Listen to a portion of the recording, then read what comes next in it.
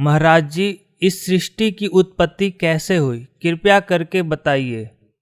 इसको धैर्यपूर्वक सुनना, इस कथा को, क्योंकि ये पहली बार जो सुनता है उसको ऊट पटांग सी लगती है, लेकिन कुछ समय के बाद प्रमाण जब देखोगे आपको स्वीकार करना पड़ेगा और होगी स्वीकार्य। जब तक आप जी सृष्टि रचना के विषय में नहीं जानोगे तब तक आप इस आध्यात्मिक ज्ञान को, तत्व ज्ञान को नहीं समझ सकते और न ही किसी सदग्रंथ को समझ सकते। ये जो सृष्टि रचना है, ये समझो कि ये मास्टर की है। सभी सदग्रंथों को समझने की, उनके खजाने को देखने की ये मास्टर की है, यानी मुख्य चाबी है। इसलिए आप जी को बार बार सृष्टि रचना का ज्ञान अत्यधिक कराया जाता है। तो सतलोक के अंदर परमात्मा ने एक शब्द में 16 द्वीप उत्पन्न किए, फिर 16 वचनों से एक एक पुत्र की उत्पत्ति की। उसके बाद परमात्मा ने उन 16 पुत्रों में से जिसका नाम अचिंत था, उससे कहा कि अचिंत अब तू सृष्टि रच। उसको आदेश दिया, ये दिखाने के लिए कि बालकों का काम नहीं सृष्टि रचना, समर्थ बिन कोई काम सफल नहीं होता। अचिंत ने क्या किया, अपनी वचन शक्ति से एक पुरुष उत्पन्न किया जिसको अक्षर पुरुष बोलते हैं। गीता जी अध्याय नंबर 15 के श्लोक 16 में 2 पुरुष कहे, सरपुरुष और अक्षर पुरुष। अब सरपुरुष और अक्षर पुरुष की उत्पत्ति बताई जा रही है कैसे हुई। अक्षर पुरुष की उत्पत्ति अचिंत ने अपने वचन से की, परमेश्वर के आदेश से। परमात्मा ने उसको इतनी शब्द शक्ति दे दी थी। अक्षर पुरुष जब उत्पन्न हो गया, वो अपनी मनमर्जी से चल पड़ा। अचिंत ने कहा था मेरा सहयोग दे सृष्टि में, उसकी नहीं मानी। जा करके एक मान सरोवर है ऊपर अमृत जल से भरा हुआ, उसमें जाके छलांग लगाई नहाने के लिए और उसमें आनंद आया, सो गया। वहां श्वासों से शरीर नहीं है। अब वो सो गया था, अचिंत बैठा बैठा देखे, तब परमात्मा ने कहा कि बेटा समर्थ के बिना ये काम नहीं हो सकता और अब तू बैठ जा आसानी से। अब वहां गए परमात्मा ने, उस सत्य पुरुष ने, कबीर देव ने क्या किया, सरोवर से, उसी जल से, एक सरोवर से जल लिया, अपनी शक्ति से उसको एक अंडा बना दिया, जैसे जादूगर बनाता है। उसको अंडे में एक आत्मा प्रवेश कर दी अपने वचन से।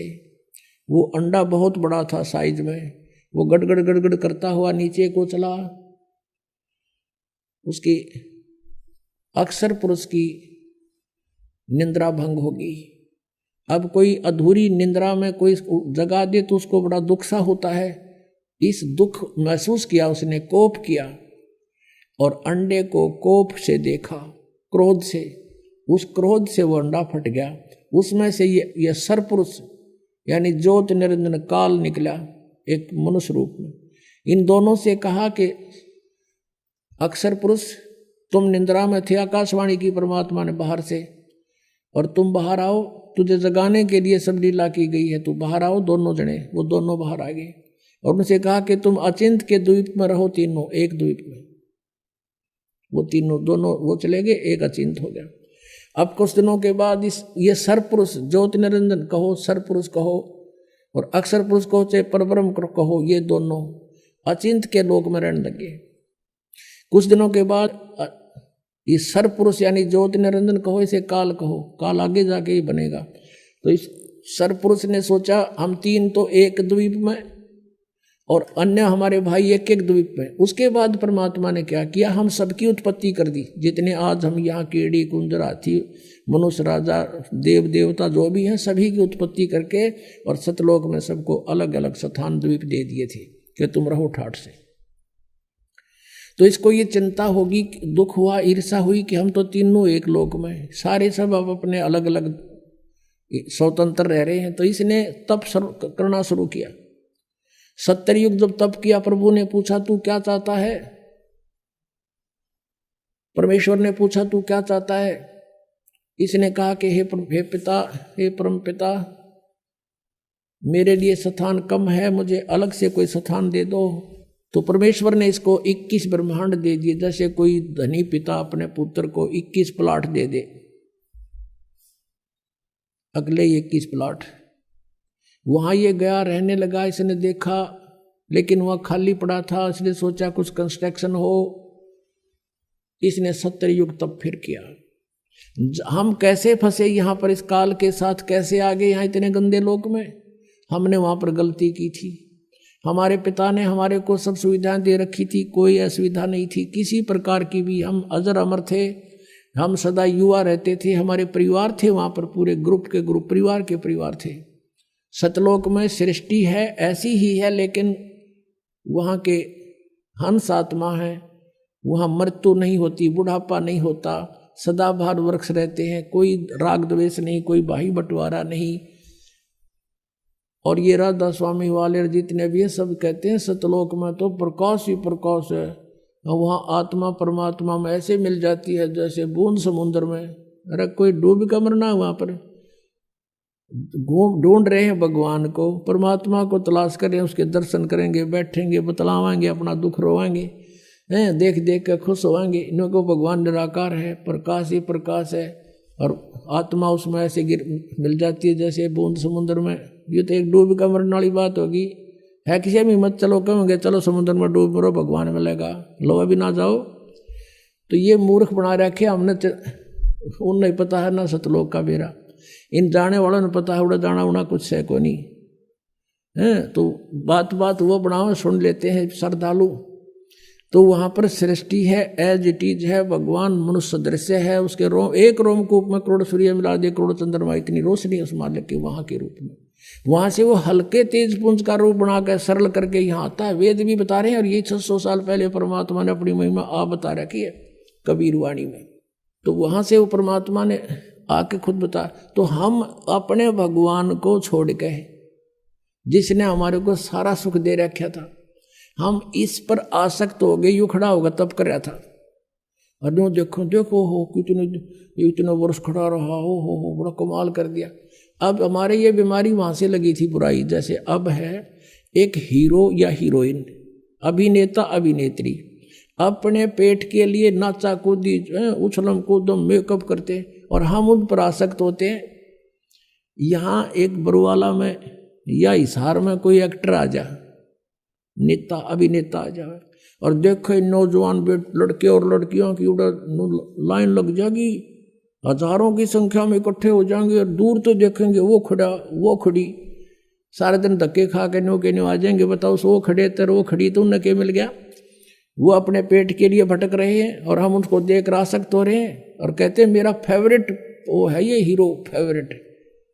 इन फेवरेट न मार दिया हम, यू हमारा फेवरेट हीरो हो गया वहाँ पर सतलोक में। और परमात्मा ने आकाशवाणी की कि बच्चों तुम इसने ना देखो, मस्त रहो, भक्ति करो, चैन से रहो, इसका कर्म ठीक नहीं है। ये परमात्मा ने इसको मना किया था, पर इसने ये माना नहीं। और हमें भी मना किया था कि इसकी तरफ ना ध्यान दो, तुम मस्त रहो, लेकिन हम ऊपर से तो सावधान हो गए, पर अंदर से कसक नहीं गई, इसके प्रति कति फिट हो गया, आकर्षित हो गए, अंदर से कसक बन गई जबरदस्त। वो तो अंतर्यामी सारी जानते हैं। जब इसने दूसरी बार तप किया, तब पूछा भी क्या मांगता है तू? 70 युग तप किया। तब इसने कहा प्रभु मुझे कुछ कंस्ट्रक्शन सामग्री दे दो ताकि मैं कुछ रचना रचूं। परमात्मा ने 5 तत्व और 3 गुण दे दिए कि ले बेटा खेल खिलौनों से। इसने सोचा भी ये भी बना लूंगा, लेकिन जीव नहीं है तो मैं करूंगा क्या, मुझे आत्मा भी चाहिए, कि लेगा दिल नहीं लगे। तब इसने 64 युग तब फिर किया। तो प्रभु ने पूछा क्या मांगता है, बोल, तूने जो मांगा मैंने सब दे दिया। तब इसने कहा कि मुझे कुछ जीव दे दो, आत्मा दे दो प्रभु। अब परमेश्वर ने कहा कि भाई ये आत्मा नहीं दे सकता तुझे किसी भी सूरत में। हाँ तुझे और प्लाट चाहिए और दे दूंगा, ब्रह्मांड 5, 7, 10 चाहिए, ये नहीं दे सकता, क्योंकि ये मेरी आत्मा है, मेरे वचन से उत्पन्न हुई है, मेरी हृदय है, ये मेरी आत्मा है, ये नहीं दे सकता। लेकिन एक शर्त है, यदि कोई स्वयं तेरी सब इच्छा से जाना चाहता है तो जा सकता है। जा पूछ ले। तू हमारे पास आया, जितने हम यहाँ फंसे हुए हैं, हमसे पूछा क्या मेरे साथ तुम चलोगे? अलग से मैंने तप करके अलग से राज्य प्राप्त किया है, वहाँ ऐसे रहेंगे, ऐसे देव बनाऊंगा, महादेव बनाऊंगा, हैं, दूधों की नदी बहाऊंगा। अब वहाँ कोई कमी थी हमने, लेकिन बुद्धि भ्रष्ट होगी। हम बोले ठीक है, पिताजी आज्ञा दे देंगे तो हम चल पड़ेंगे। अब उसने परमेश्वर कबीर देव से कहा काल ने कि पिताजी कुछ आत्माएं मेरे साथ जाने को एग्री हैं। परमेश्वर ने कहा कि मेरे सामने स्वीकृति दिला दो। परमेश्वर आए वहाँ से स्वयं और हमारे पास आकर खड़े हो गए। परमेश्वर ने कहा कि बोलो भाई कौन जाना चाहता है इसके साथ, हाथ खड़ा करो। अब परमात्मा ने पहले तो हमें मना किया था कि इस पर आसक्त मत हो, हम शर्मिंदे हो गए, नीचे को मुंह कर लिया, कोई नहीं बोला, सन्नाटा छा गया। तो परमेश्वर ने कहा कि रे तो आप तो कह रहे, तू तो कह रहा था ये बहुत कुछ मेरे साथ जाने वाले हैं, ये तो कोई बोलता ही नहीं, झूठ बोलता था तू। इतने में एक आत्मा ने सोचा कहीं बात ना बिगड़ जाए, हिम्मत सी करके खड़ा हो गया। खड़ा होकर कहा कि प्रभु मैं जाना चाहता हूं इसके साथ। अब पीछे फिर हमने सोचे कि ये कलाई लूट जा लूट, फिर तो हम देखा जैसे बच्चे स्कूल में एक हाथ खड़ा कर ले, सारे कर लिया, अगर नो नो नो, तो हम सब खड़े हो गए और दोनों हाथ कर दिए, हम भी जाना चाहते, हम भी जाना चाहते। परमेश्वर ने कहा भाई ठीक है, मैंने इनके नंबर नोट कर लिए इन आत्माओं के, किस किस ने स्वीकृति दी है, और आप अपने लोक में जा। इनको मैं विधि से भेजूंगा, एज इट इज नहीं भेज सकता। तो क्या किया परमात्मा ने, हमें बीज रूप बनाया सूक्ष्म, और जिसने सबसे पहले काल के साथ आने की स्वीकृति दी थी उसको एक लड़की का रूप बना दिया, युवा लड़की, युवती, खूबसूरत लड़की बना दिया, जो आगे चल के दुर्गा कल आई। और उसके अंदर हम सब आत्माओं को फीड कर दिया अपने वचन से, और उससे कहा कि बेटी मैंने तुझे सब शक्ति दे दी है, परमेश्वर कबीर देव जी ने कहा। और जितने जीव ये ब्रह्म कहे, सरपुरुष कहे, उतने तो उत्पन्न कर देना, तेरे वचन में शक्ति दे दी, तू वचन से भी उत्पन्न कर सकती है। अपने पुत्र सहजदास से कहा कि पुत्र जा अपनी बहन को ज्योत निरंजन के पास छोड़ के आ, सरपुरुष के पास। उसके ब्रह्मांड, ये सभी ब्रह्मांड वहीं थे सतलोक के अंदर, ये वहां खड़ा था। सहजदास उस लड़की को लेकर गया, प्रकृति को, दुर्गा को,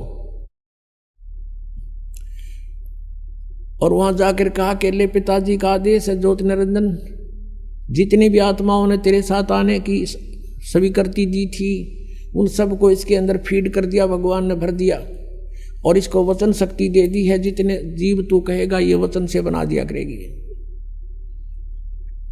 और ऐसा कहकर सहजदास वापस आ गया। अब ज्योत निरंजन ने देखा, इस ब्रह्म ने, सरपुरुष ने, युवा लड़की, अपनात्माओं, ये यहाँ बलात्कार और ये बकवादें जो हैं ये हमारे अंदर, इस मन वहीं से घर कर गई थी इस काल में, ये मन रूप में सबके अंदर विद्यमान हो गया, इसने ऐसा एलिमेंट छोड़ दिया हमारे अंदर, इसके अंदर ये दोष आ गया। एकांत में अकेली युवती को देखकर इसने उसके साथ जुल्म करना चाहा, लड़की भी भांप गई इसके इरादे को, और कहा कि ज्योति निरंजन बात सुन, तू मेरा बड़ा भाई, तू मेरे से पहले उत्पन्न हुआ, अंडे से परमात्मा का ही उत्पन्न किया हुआ है, और उसी से मेरा जन्म हुआ। तू मेरा बड़ा भाई, मैं तेरी छोटी बहन, बहन भाई का यो क्रम अच्छा नहीं होता, तू जुल्म ना करे। पिताजी ने मुझे शब्द शक्ति दे रखी है, वचन शक्ति, जितने जीव कहेगा मैं बना दूंगी। इसने एक नहीं सुनी, हद से आगे बढ़ गया। लड़की ने अपनी इज्जत सुरक्षा के लिए कुछ ना पाया तो उसने छोटा रूप बनाया, और इसने बकवाद के लिए मुंह खोल रखा था, मुंह के माध्यम से पेट में चली गई। वहां से परमेश्वर कबीर देव अपने पिता से पुकार की, भगवान मेरी रक्षा करो। परमात्मा ने कहा जोगजीत, सहजदास जाओ उसके पास, और परमेश्वर स्वयं आए अपने पुत्र का रूप बना के, और कहा ज्योति निरंजन तूने जुल्म कर दिया, ऐसे पवित्र लोक में जो ऐसी गलती करता उसको ये सजा है कि तू आज से काल कहागा 1 लाख मानव शरीरधारी प्राणियों को नित खाया करेगा, 1.25 लाख उत्पन्न करेगा। आज से तेरा नाम काल होगा। लड़की को, दुर्गा को उसके पेट से निकाल दिया और उन दोनों को 21 ब्रह्मांड समेत सतलोक से निष्कासित कर दिया। 16 शंख कोश की दूरी पर 21 ब्रह्मांड आकर रुक गए और यहां फिर अपने मालिक की विधि अनुसार ये चक्कर काटने लगे। अब काल ने फिर सोचा कि अब मेरा कौन के बिगाड़ेगा, जो इन्होंने सजा देनी थी मुझे दे दी। दुर्गा के साथ फिर दुर्व्यवहार शुरू किया।